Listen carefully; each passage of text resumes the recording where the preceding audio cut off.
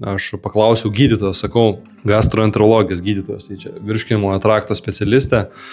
Sakau, gydytojas, ką daryti, kad padėti savo, kad man nebereikėtų iš vis tų vaistų. Sako, klausyk, sako, jaunuoli, ko tu čia, sako, viską klausinėjai. Sako, aš pati gydytoja jau 20 metų vartoju tos vaistus nuo rūgštingumo ir sako, aš nieko neklausinėjau. Sveiki atvykę į naują iššūkio dieną. Šiandieną su džiaugsmu norėčiau pristatyti Dovydą. Maistas yra vaistas grupės įkūrėja. Žmogus, kuris tikrai puikiai išmano apie sveikatą. Sveiki visi, tai aš esu Dovydas Lukšas. Šitam iššūkyje mes kalbėsime ir akcentuosim, problemos prasidėjo kaip ir nuo žarnyno ir ten reikėjo į tą pasaulį gilintis. Tai pirmas universitetas buvo asmeninė patirtis. Čia buvo didžiausias universitetas. Ček instituto holistinio sveikatingumo, personalizuotos mitybos specialistas ir taip pat tyrinėjau rytų mediciną. Kai man buvo 15 metų, aš turėjau sveikatos būtent žarnyno ypatingai problemų. Skrandžio stemplės uždegimą, gal kažkas dabar patirėt pilvo pūtimą, vidurių užkietėjimą, hormonų disbalansą turėjau ir su skydliauke problemų ir ta prasme tikrai buvo toks maišas reikalų. Ir tada gulėjau ligoninėj, ten atliko visokių tyrimų ir pradėjo, taip kaip čia pas mus dabar įpilta dievų maisto, toks sveiko gėrimo įpilta, man tokį atnešė indelį tiesiog tablečių įvairių, kad spręsti. Iš pradžių net nežinau ką, tiesiog pasitikėjau gydytojais, kad čia man padės išgyti. Aš paklausiau gydytojo, sakau, gastroenterologijos gydytojas, tai čia virškinimo trakto specialistė. Sakau, gydytojas, ką daryti, kad padėti savo, kad man nebereikėtų iš vis tų vaistų. Taip kaip seniau man buvo, kad valgau viską virškina, gerai jaučiuosi. Sakau, ką daryti, kaip savo padėti ir kad nebereikėtų tų vaistų. Sako, klausyk, sako, jaunuoli, ko tu čia, sako, viską klausinėjai. Sako, aš pati gydytoja jau 20 metų vartoju tos vaistus nuo rūgštingumo ir sako, aš nieko neklausinėjau. Ir tada man buvo kūnas tokiais šurpuliukais nuėjo. Aišku, aš ten buvau 15 metų, aš nežinau, ką daryti, man jausmas buvo, kad tai jeigu specialistai taip gyvena, tai ką kreiptis pagalbos. Ir mano pirma pamoka, pirmas universitetas buvo, ir buvo ta asmeninė patirtis, kad aš turiu pats prisiimti 100% atsakomybę už savo sveikatą. Ir tada, būdamas paauglys, panirau į tradicinę kinų mediciną, į ajurvedą, į sveiką mitybą, į įvairiausius protokolus, ten mitybos, dietas, detoksus. Buvo mano asmeninė kelionė 4 metus. Tai tokia istorija ir tiesiog po kurio laiko gimė, sukūriau tą maistas yra vaistas, nes atrodo, kad kai pats tokią istoriją patiri, tada nori kažkaip tai dalintis, nori kažkaip padėti, kažkaip pokytį kurti. Čia aš tai mėgstu sakyti, kad čia kaip atskiras pasaulis, atskira ekosistema yra. Taip kaip galima įsivaizduoti, taip kaip yra žemė, tiesiog žemdirbiai dirba žemę ir tenais toj žemėje pilna mikroorganizmų, ten kažkokie augaliukai auga, bet jeigu nebūtų tų mikroorganizmų žemėje, vis to nebūtų. Tai žmogaus organizme, galima sakyti, mūsų žarnynas yra kaip ta žemė, kaip derva. Jo, kuriai reikia mikroorganizmų, kad padėtų visas tas funkcijas atlikti.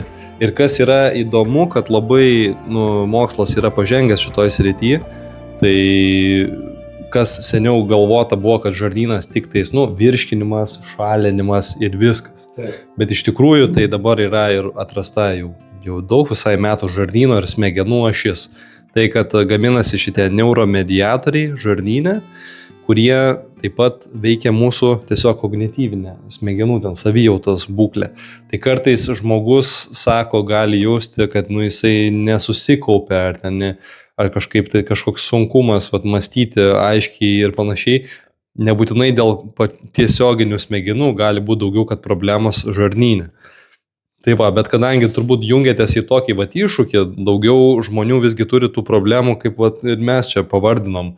vidurių užkietėjimas, viduriavimas, pilvo pūtimas ir riaugėjimas, ir būna ir stemplės uždegimai, skrandžio uždegimai. Ir ta prasme, visi šitie dalykai, kai kartais žmonės yra linkę standartizuoti, kad, čia jau taip yra, ir taip pripranta, ir pradeda toleruoti, bet šiaip natūraliai taip neturėtų būti. Ir čia yra dalis ir mikrofloros aspektų, kad būna, kad mikroflora išsibalansuoja, bet kartais gali ir pats virškinamas traktas, organai gali prastai dirbti. Pas visus žarnyne yra Candida grybelių. Bet jisai ir kai kurie žmonės sako, kad visas Candida grybelis yra blogas ir jį reikia naikinti. Ne, jis atlieka savo funkciją, bet jisai būna perauga pas žmonės, kurie, tarkim, pavartoja antibiotikų.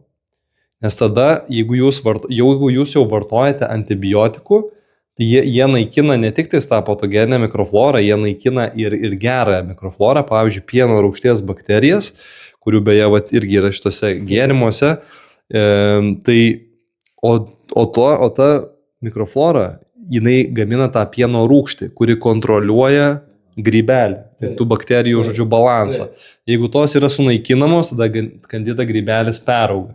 Ir jis, kai jau perauga, jisai keičia, ne tik tai, kad daugiau paviršiaus ploto užima vietos, bet jis taip pat ir pakeičia savo formą, pakeičia savo struktūrą. Tai kaip jis veikia, taip kokias funkcijos jo pasikeičia. Ir jis tada gali pradėti kitaip, sakykime, žarnyne elgtis, gali labiau elgtis kaip parazitas, kuris ima tam tikras maistinės medžiagas ir gamina toksinės medžiagas žarnyne. Tai čia tai būna ir su grybeliu, sakykime, blogoji mikroflora. Bet blogoji mikroflora tai gali būti ir tam tikros bakterijos, ir taip pat gali būti parazitai, tai yra, pavyzdžiui, kaspinuočiai, askaridės, tai irgi yra patogeninė mikroflora. Ir žmonės būna ir labai smarkiai, ir svoris krenta, ir išblykšta, ir trūksta vitamino B12, ir geležies, ir anemijos visokios ir taip toliau. Ir tik tais dėl vienos infekcijos, kad, pavyzdžiui, suvalgo ten kažkokį tais, infekuotą produktą. Dažniausiai tai būna visgi mėsa ar kažkas nedagaminta, neužkaitinta. Arba būna, kad šiaip turėtų mūsų skrandžio rūgštis turėtų būti stipri ir sunaikinti tam tikrus tos mikroorganizmus, bet dabar dėl streso ir kitų faktorių tas skrandžio rūgštingumas yra labai nusilpęs. Tai žmonės būna tiesiog ir taip susigadina žarnyno mikroflorą. Tai esminis dalykas, kad labai pas daug ką ta blogoja mikroflora, patogeninė mikroflora yra peraugusi vien dėl to, kad trūksta tikro maisto, kuris yra pats jau su savim atneša gyvąją mikroflorą. Tai pavyzdžiui, mes išgeriam tokį kokteilį ir čia jau yra bent jau 12 rūšių bakterijų. Jeigu mes išgeriam tą stiklinę, jeigu mes nusiskinam nuo kaime obuolį, tiesiai nuo medžio, ant tos odelės jau yra gerųjų bakterijų. Ir mes suvalgom ir mes, iš principo, galim sakyti, dalelį gamtos suvalgom mes patys, tai mes tampam tą gamtos dalim, bet mes visada jie ir buvom iš tikrųjų. Tai čia toks įdomus labai aspektas. Bet jeigu pradedam pirkti maistą iš parduotuvės, kuris yra ultra perdirbtas, pasterizuotas, jis yra negyvas. Hidrinti riebalai, cukrus, miltai, užkaitintas, jisai neturi tų substratų, kad ne tik tais, kad atneštų gyvas bakterijas, bet net ir kad jas pamaitintų. Jisai, galim sakyti, tuščias toks yra. Tai tada toks maistas, jis nėra naudingas gerai mikroflorai, jis maitina tą blogąją mikroflorą. Tai iš įvairių kampų gali tas būti, gali būti infekcija, gali būti, kad žmogus keliauja kažkur, nukeliauja į Pietų Ameriką, nukeliauja į Aziją, kažką suvalgo, apsinuodija ir iš karto labai pasidaro blogai, tada reikia valyti, atstatyti. Būna namuose, jeigu augintinius laikot, irgi kažkokia infekcija gali įvykti nuo augintinių. Gali tiesiog nuo mitybos, jeigu valgot nesveikai, daug cukraus, daug miltų, daug perdirbto maisto, tiesiog su kiekvienu suvalgytų maistu mikroflora keičiasi. Tai reiškia, tai yra mūsų pasirinkimas, ką mes maitinam, kaip mes valgom, tą mes maitinam. Ir dauguma šiuolaikinio maisto tų sprendimų, jie, čia ir yra problema, kad jie dažnai maitina tą blogąją mikroflorą. Ir galiu dar pasidalinti tokiu vienu dabar tyrimą, prisiminiau apie mikrobiotos transplantaciją, kas tokie tyrimai yra padaryti, kad būtent padaroma yra mikrobiotos transplantacija, kad tarkim žmogaus, kuris yra nutukęs arba kuris ten serga, tarkim kažkoje turi galbūt psichoemocinių problemų, depresiją, jeigu jo mikroflora yra paimama ir įdedama į sveiko žmogaus, sveikas žmogus pradeda jausti tuos simptomus, jie gali biškai sulėtėti metabolizmas, gali pradėti keistis psichoemocinė būklė, tai nuotaika ar panašiai. Ir čia yra tas įdomiausias dalykas, kad čia jau ne vien tik tais nuo žmogaus priklauso, o nuo žarnyno mikrobiotos. Tai čia yra tas naujas pasaulis, kuris dabar yra tyrinėjimas, tas žarnyno smegenų ašis, ir tas bendravimas ten vyksta per nervą klajoklį. Visokių labai daug įdomių faktorių, bet sakyčiau, pirmas labai įdomus dalykas, kad jau jūs susietumėt, kad tai nėra vien tik tais, kad virškinu, ten išeinu į tualetą ir čia viskas žarnynas. Ne, žarnynas jisai atsakingas už energijos lygį, už imuninę sistemą, už hormonų balansą. Ir prieš daug tūkstančių metų Hipokratas, mokslo tėvas, jis yra pasakęs, būtent medicinos mokslo tėvas, jis pasakęs, kad žarnynas tai yra kaip sveikatos pamatas. Kad jis daug pasakęs, kad ir tebūnie jūsų maistas vaistas, bet kad ir žarnynas yra ašis pagrindinė, kad visos ligos prasideda žarnyne. Tiksliai tokia yra Hipokrato citata. Tai ir dabar, kas įdomiausia, po kiek čia tų 2000 metų ar kiek prieinam prie to taško, kad dabar mokslas vėlgi suranda, kad iš kur ten paimsia kažkokios autoimuninės ligos, žarnyno pralaidumas, būtent plonajam ten žarnyne uždegimas ar kažkas, iš įvairių tų, sakykime, simptomų ir ligų, kur jau žmonės gauna kažkokias diagnozes, ir kažkokio tolimesnio atsakymo dažnai, kad ir ne, jums ten tas ir tas, ir kas dabar, kas toliau. Ir, nežinau, ten simptomus valdykite ten tuo ir tuo ir tuo, bet jeigu kažką pabando žmonės, sakykim, kaip čia pasakyti, natūralaus, alternatyvaus, pabandyti pagerinti žarnyno veiklą. Ir tada pradeda matyti, kad labai daugelypiai pokyčiai vyksta. Tai aš noriu šiandienai tokią labiau tokią myslę palikti, klaustuką, kad jūs tiesiog pagalvotumėt, o kaip mano šita visa būklė, kas jums bebūtų, kaip tai galėtų būti susiję su žarnynu. Ir tiesiog pagalvoti. O jei galite ir į komentarus parašyti, tarkim, kokie yra pagrindiniai simptomai, su ko dabar susidurėt, ką norit išspręsti.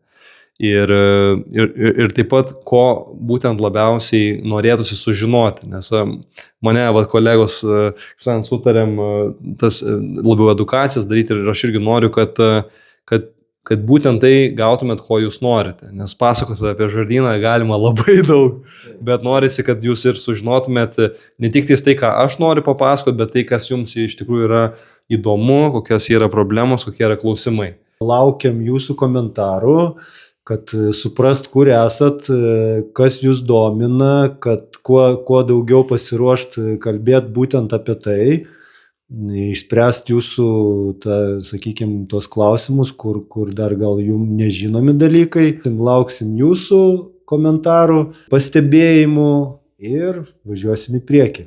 Tai ką, visiems daug sveikatos, gražių dienų ir iki sekančios laidos.